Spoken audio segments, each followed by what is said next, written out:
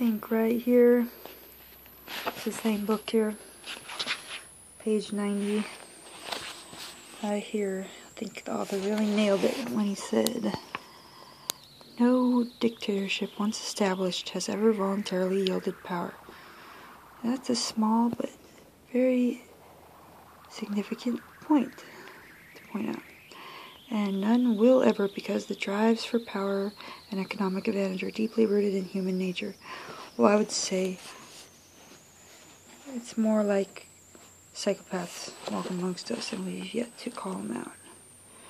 Moreover, it is said that a socialist dictatorship would be even more difficult to dislodge than a right-wing dictatorship, since a socialist government has far more power by virtue of its control over the economy as well as over the police and the military. A democratic capitalist society, despite its imperfections, is said to be the only kind of society in which power is sufficiently dispersed to give individual some breathing room.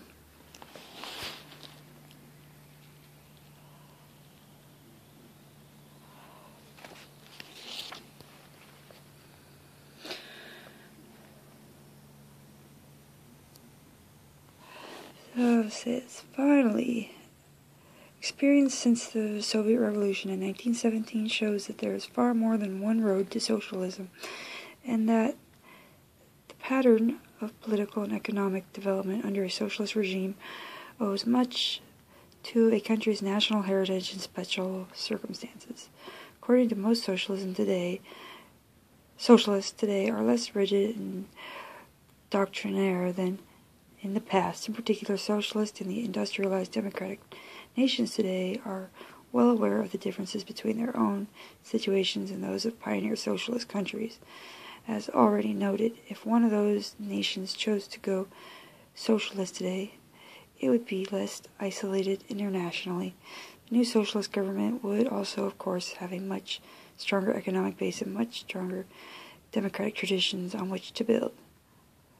Unlike the socialist predecessors in Russia, China, and Cuba, it would not have to cope with the extreme poverty, widespread illiteracy, and historical legacy of authoritarian government, nor would it have to impose upon the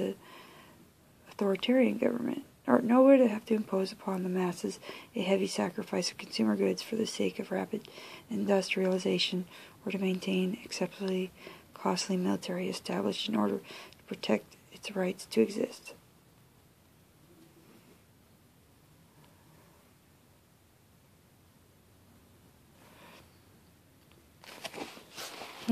Food for thought.